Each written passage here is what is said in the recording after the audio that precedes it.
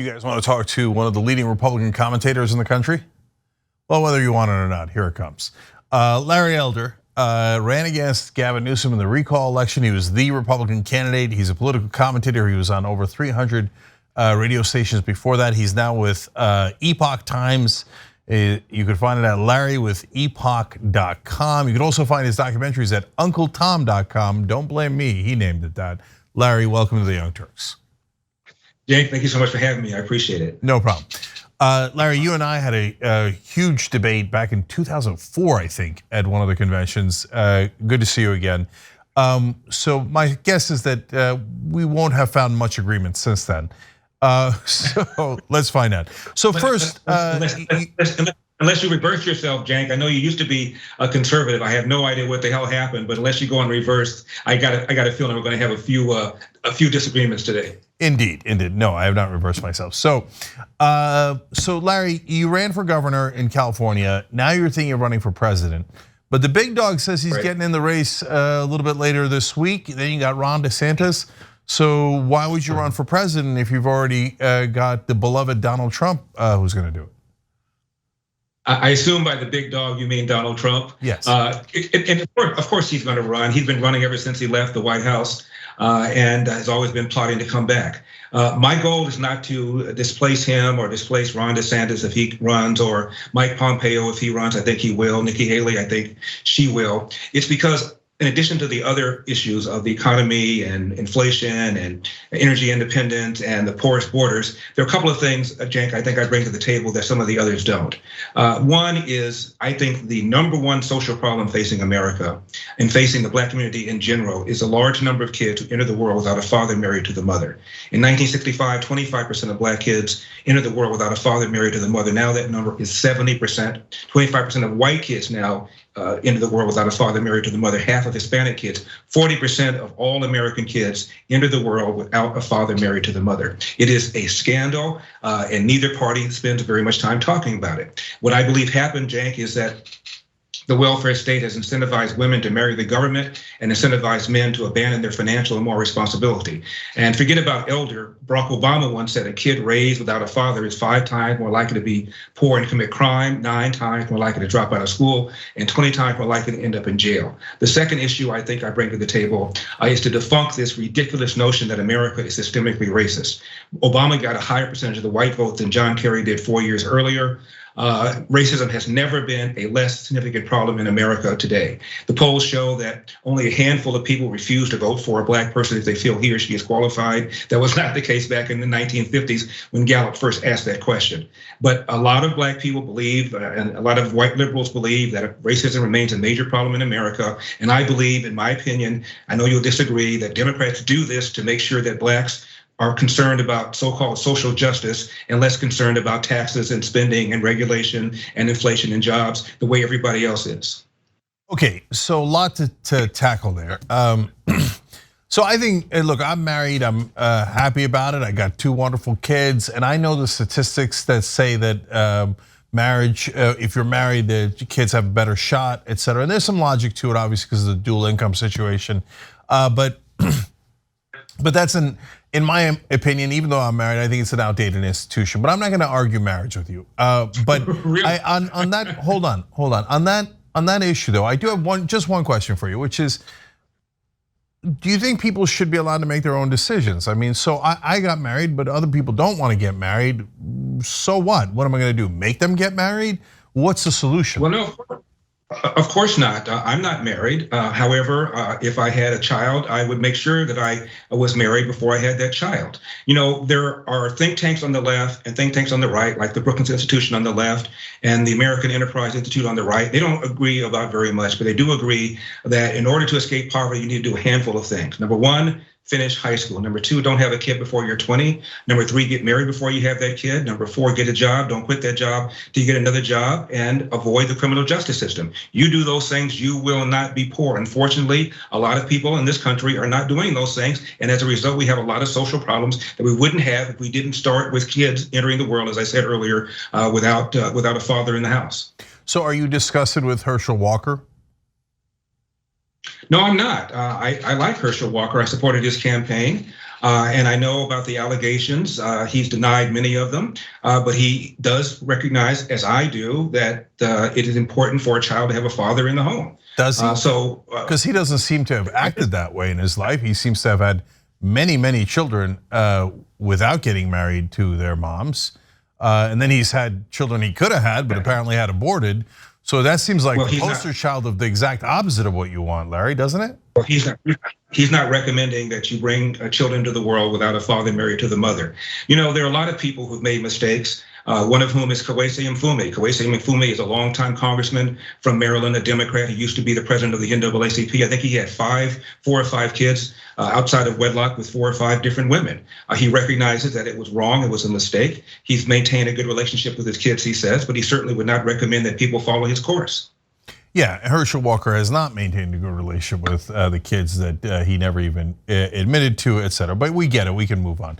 So on the issue of race, Larry, there's 1,000 ways to tackle that. But here, I'll start with my own background and ethnicity. So I'm atheist now, but I was born Muslim, raised Muslim. And Donald Trump said that when he was running for office in 2015, 2016, he said that we should ban all Muslims from the country until we figure out, quote, what the hell is going on. I got news for you, Donald Trump's never gonna figure out what the hell's going on. So how am I not supposed to take umbrage with that? Am I supposed to agree to discrimination against myself? He didn't say ban all Muslims. He was talking about certain countries where they were failed countries. No. On the campaign, Larry, let's be clear. When he became president, they told him that he couldn't do that, so he tried to amend it. But on the campaign trail, he very clearly said ban all Muslims until we figure out what the hell's going on. Well, I like to see the statement and see it in context, but I'll accept what you said. Donald Trump says a lot of things that I don't agree with. He says a lot of things that are sloppy. He's not the most articulate person in the world, not the most precise speaker in the world. That said, I thought he did a great job as president. And the analogy I always use, Cenk, is this. I was watching a golf channel once. I'm not a good golfer, but I enjoy the sport. And a woman was asking these 2 golfers, how can you tell if a golfer's a good golfer?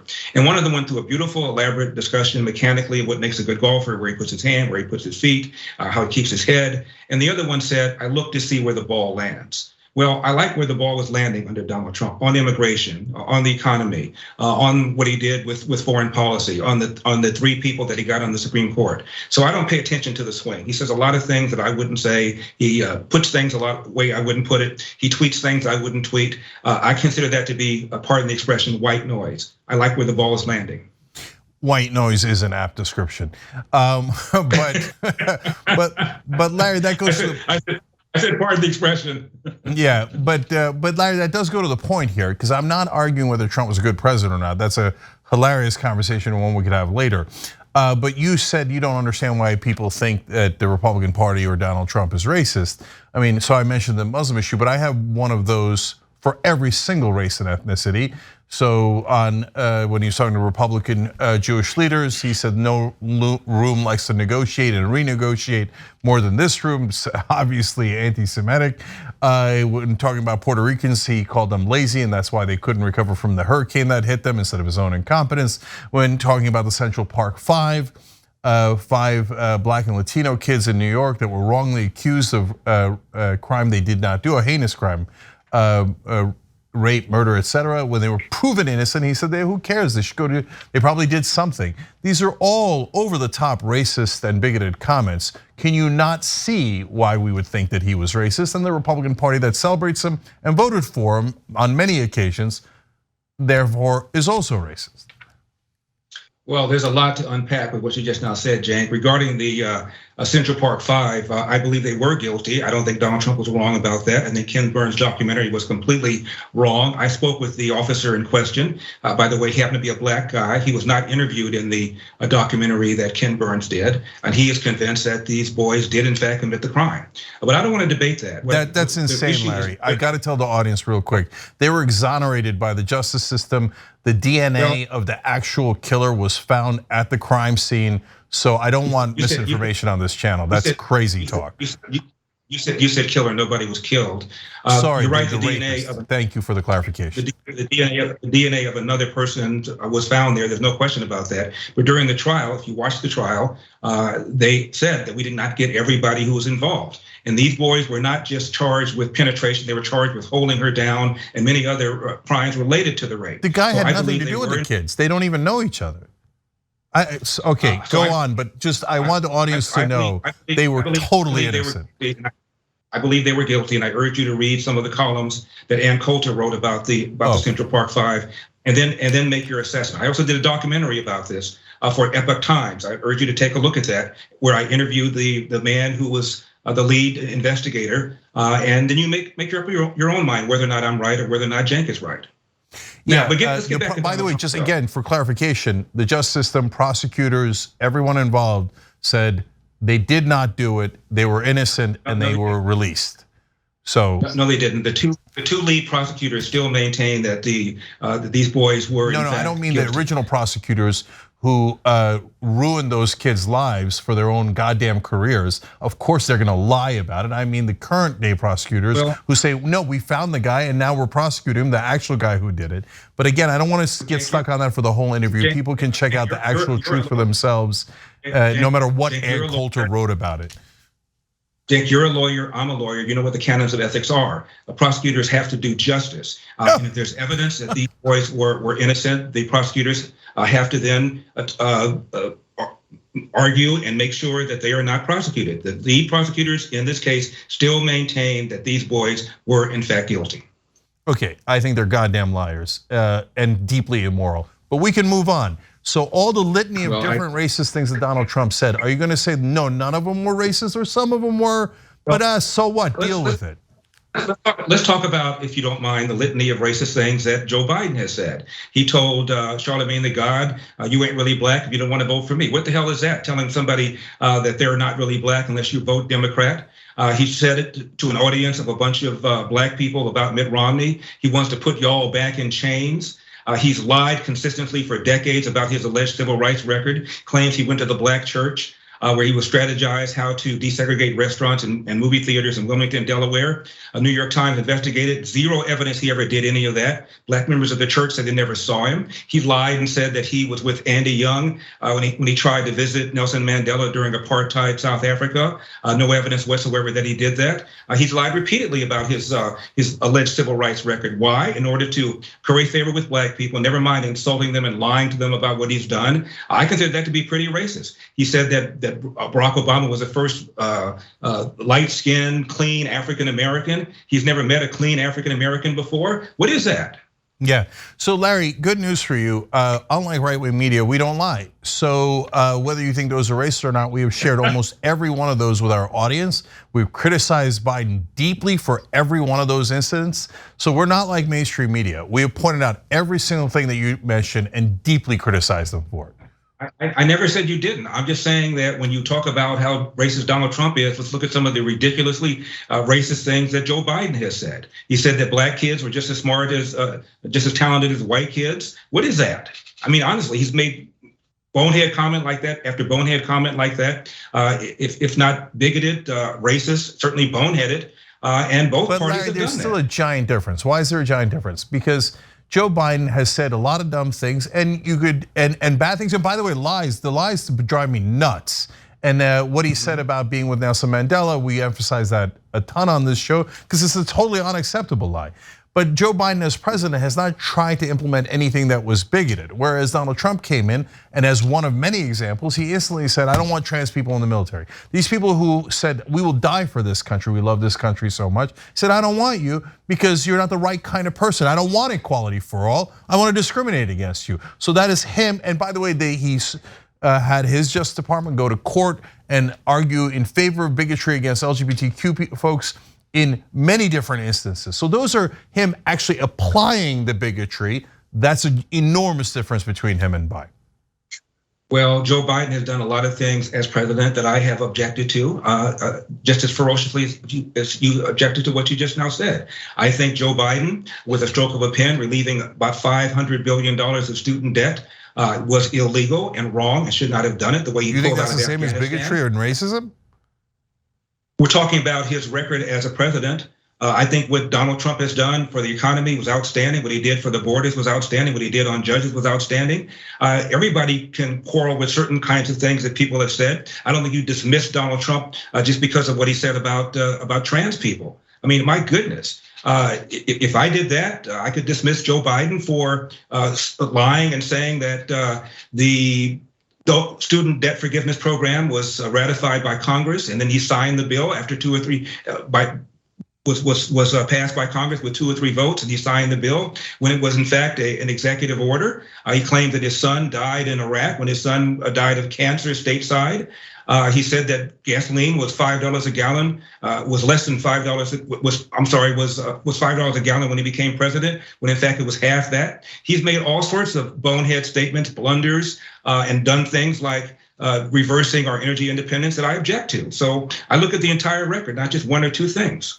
Okay, so I can debate every one of those things with you, except there's many that I wouldn't debate. Joe Biden has said many boneheaded things, and he often states things that are not true. And we call him out on that because our job is to do the news and not to do propaganda.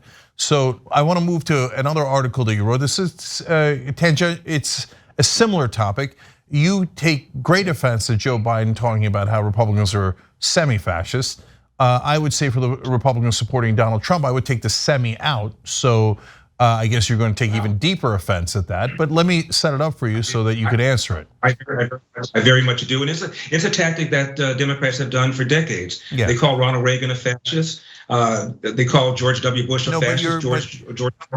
George Soros compared him to Joseph Goebbels. I mean, Democrats do that all the time. And no matter who it is, if it's Ron DeSantis who will be the candidate in 2024, believe me, he'll be called a fascist as well. That's how Democrats roll. So Larry, the good news is you're not talking to a standard Democrat or an establishment Democrat. In fact, today on the show, on the Young Turks, I said Ron DeSantis is not a fascist, but Donald Trump is, and I explained the distinction. The distinction is Donald Trump, when he lost an election, refused to leave like a fascist. That's awfully generous of you to not call Ron DeSantis a fascist. I am. I'm very merciful like that.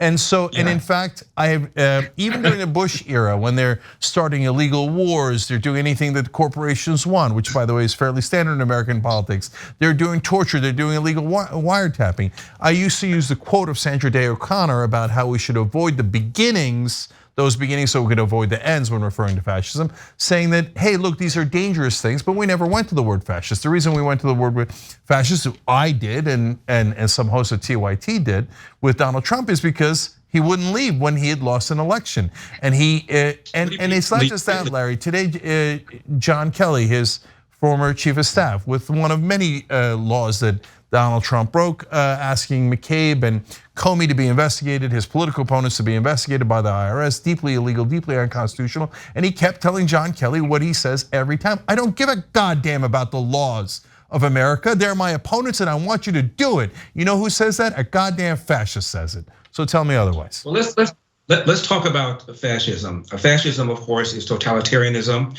Socialism is when the government owns the means of production. Fascism is when the government allows you to own the means of production, but then tells you how to produce. I'll give you an example. Barack Obama passed a bill that required every man, woman, and child to purchase healthcare insurance, whether they wanted it, whether they needed it, or whether they could afford it. What do you call that? I think there's a word for that. You might even use the F word for stuff like that.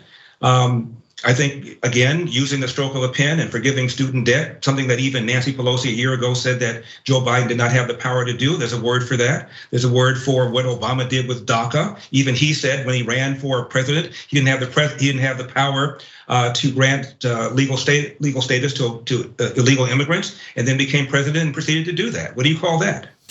So I have an exact answer to your question. So I'll take one of the examples that you gave, Nancy Pelosi saying that Joe Biden does not have the authority to do student debt relief. The reason she says that is because her top donors are bankers, and she doesn't want student debt relief because she's a corporatist.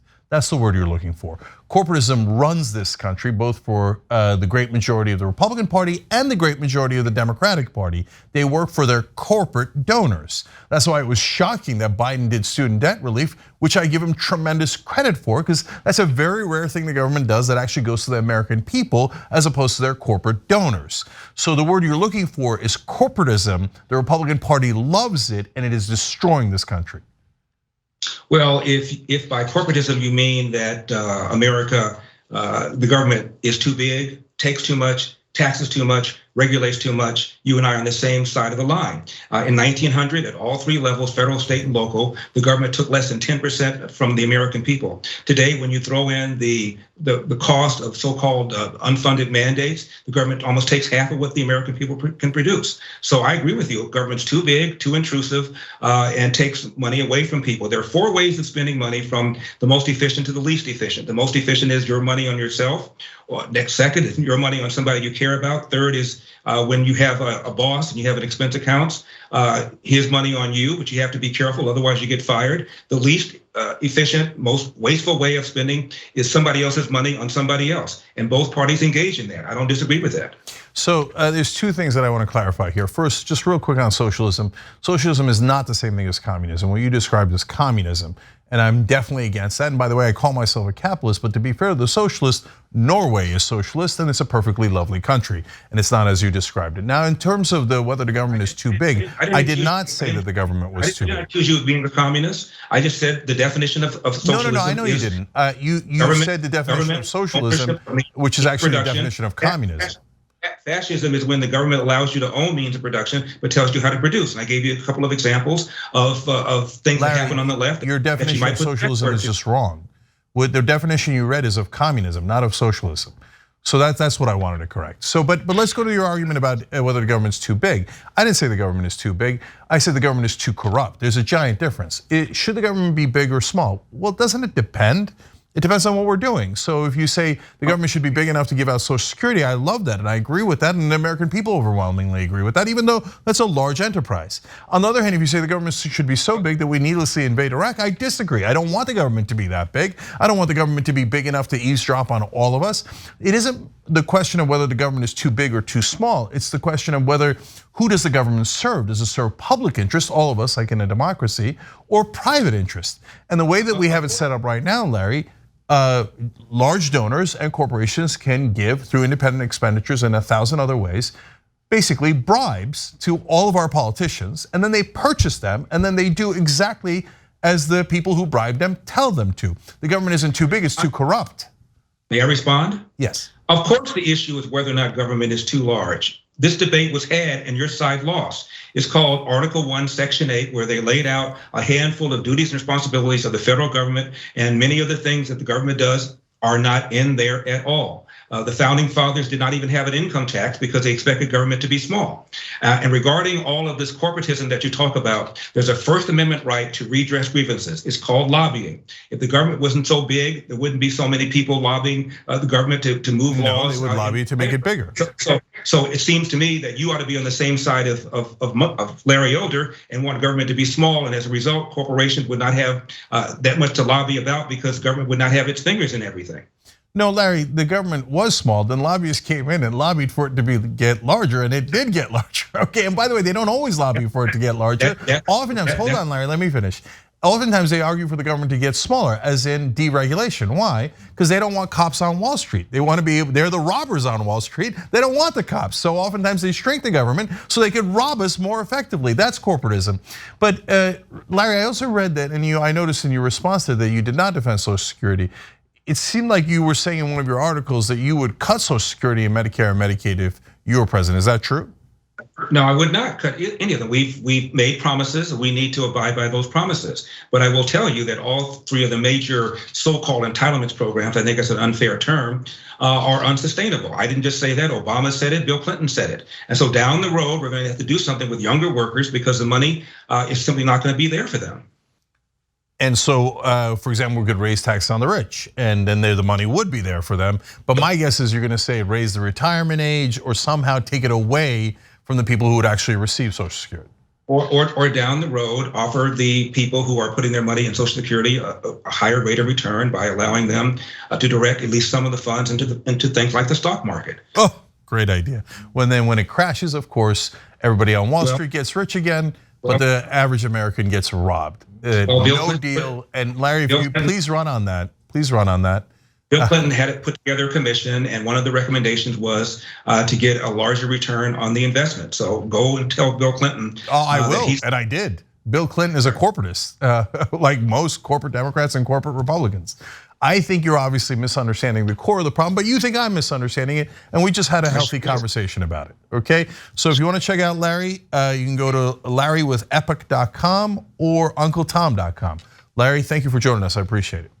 Thank you, and read Article 1, Section 8. Take care, Jay. I read it, unlike Donald Trump, who's never read the Constitution in his life.